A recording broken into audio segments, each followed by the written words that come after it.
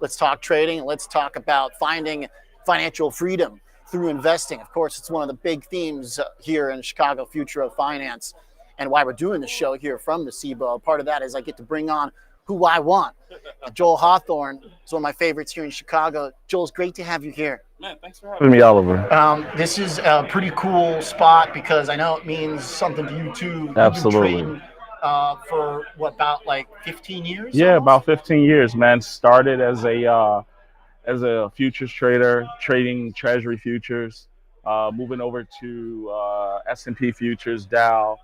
Was a prop trader for a while. Learned a ton from some really smart guys, and then took the leap and started trading for myself. So I know retail gets a bad name, but I'm a retail guy now. I love it. You know, that's what I love. Also, I think it's pretty cool because I think you've kind of got low-key the best lower third of anybody on the show so far. It says Chicago Trader. Absolutely, I love it. Because that's what it's about. I mean, this is what people believe in. It's the truth. And it seems like, especially since COVID, since a lot of people took their own finances into account, a lot of people thought that that was going to be a short-lived game, that it was a fool's errand to try and make a living and to trade for yourself and to be profitable. But you're somebody who's done that and did it and taught yourself. You learn from people obviously here as well. Absolutely. But that's why I think you're a great emblem of what this city represents and what trading represents. You know, I couldn't agree with you more. I would have to tell you, man, as we see the AI craze, we hear everything AI everything. I think the real edge is going to come from discretionary work, right? Okay. And what better work than being able to be a buyer or a seller, right? Yourself, like your own money, your real skin in the game. So the way I approach it is kind of like poker, right? Like you find your edge, make sure you're not the fish at the table, and put your money where your mouth is every day. And that's kind of where it's, you know, you mentioned COVID. COVID really opened up the door for, you know, a lot of retail guys, a lot of smart guys too, to kind of come to the arena. And I don't think that's going anywhere anytime soon. I think that's going to be a long-lasting situation for investors and traders alike, like myself. Yeah, I like the way you put that.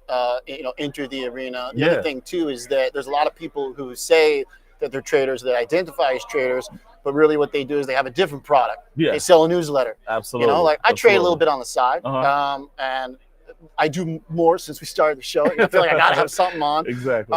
But I'm a news guy, right? I'm a TV guy still. But you're a trader. This is what you do. This is what I do. This is what you have done. It's interesting that you started in bonds as well. What do you mostly gravitate towards now in terms of where you think you can, an everyday person can find an edge? I mean, it's fitting that we're here at CBOE Global Markets because they have some amazing products that I love. I use LiveVol every day. I use Trade Alert every day. Those two products they have. Henry Schwartz. Yeah, absolutely. So very smart guy. I mean, when you talk about using those products for looking at equities all day, looking at the option flow, I feel naked without it. I think just like today, for example, we saw Tesla, the 340 calls exploding. I think Tesla's low was right around 333 and change or something today. Those calls probably went from like $4 to $14 intraday today. Bit of a pullback now as we go into the close. But just that kind of information for retail guys is key, right? Being able to kind of see what's going on inside the market is key.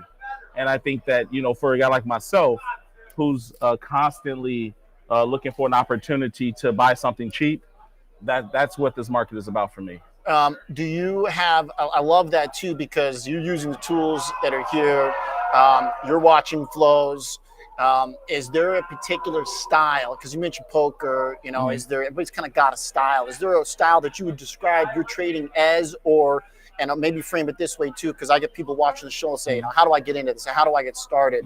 Where do you think some of that lowest hanging fruit is? Is it about trying to find that high probability stuff at first to kind of build yourself a base? Yeah. Well, I would say it's a melting pot of things. Sometimes I want to take an inventory and I want to be a seller of options. Sometimes I want to collect some premium. But there's also those days where it's fitting you had Brandon from Spot Gamma. I want the Gamma. I want to be able to maybe buy something with a little less lower probability, but the upside is greater. Yeah. So I want to kind of use it. Absolutely. We see different days for different markets. Yesterday was a phenomenal day for that coming in after an extended weekend. We saw a lot of volume come into the market for a pullback, and then lo and behold, what happened? Like, it was a big gamma day for the buyers yesterday, right? Buying at those lows intraday. Saw a lot of people get paid yesterday if they were not afraid to kind of buy the dip.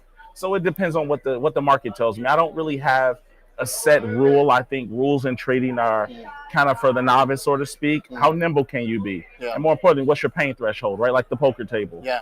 Do you really want to fold that hand, right? Yeah. And it's going to cost you to see. I want to make a poker analogy, but real quick too, because your background, I think this again speaks to this. You put it to me. I'm looking from our text. You put it to me that trading brought you out of the South Side trenches to the trading floor. That's funny. Tell me about the Chicago history and what it was like here when you started trading, and what that experience was like personally. I'm a South Side kid, born and raised.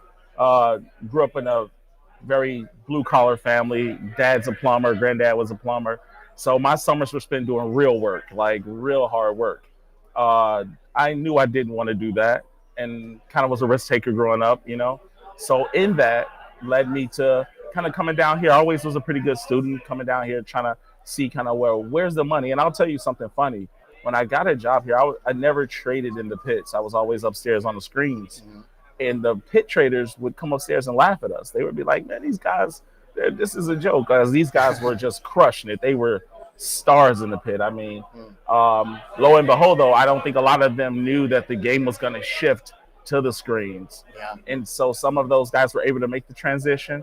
Obviously, thanking CBOE Global Markets for kind of, you know, being very modern and their push to kind of bring this floor back here and making it very modern and technology based. But a lot of guys was just so used to the open outcry, right? And that's all they really kind of writing the cards, writing on the trading cards. It means a lot now. I mean, for me, I wouldn't do anything else. Yeah. You know, as long as trading has the discretion of being able to be on either side of the market, I don't see myself doing anything else. When was the moment where you said, I think I could do this? I think I could trade? Because you mentioned you had a kind of risk taker's personality. What was it where you said, all right, was it the numbers? Was it the math? You said, okay, I've got the math. I could apply it here. And great question. You know, I would have to say, man, every day it's uncomfortable. And I like it that way. Yeah. So I think every day, every single day, even today before I came here, right? It's like I was long some Tesla calls, like I said, still looking for SPX to kind of break, maybe fill the gap to the downside. So every single day, it's me saying, how uncomfortable can I be? And, you know, what's my risk tolerance? So I don't have it figured out yet. Yeah. No, that's great. Let's pull up. Let's do the Ask the AI here.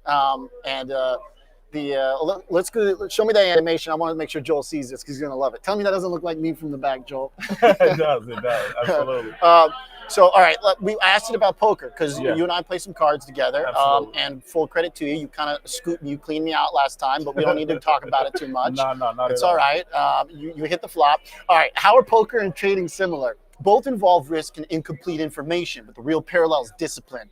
Risk skipping beats risk taking. Poker pros fold most hands, just like good traders cut most setups. The win isn't waiting. Behavior after losses decides survival. Tilt at the table is the same as chasing losses in markets. Both blow up bankrolls.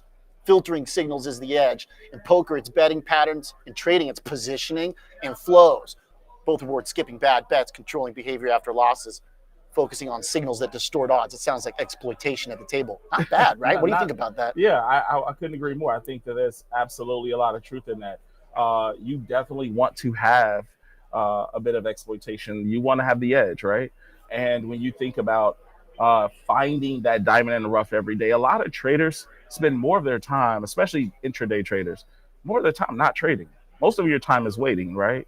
And you're waiting for that setup. You're waiting for that price. You're waiting for that edge. And as long as you're doing as long as you're patient and you're playing the premium hands in poker, right? Trading is no different. Exactly. Yeah. Love it. All right. Not going to be the last of our conversation. Great to have you, Joel. Pleasure. Thanks for having me. Yeah, fun to be here. Absolutely. Joel Hawthorne, Chicago trader. Great story. And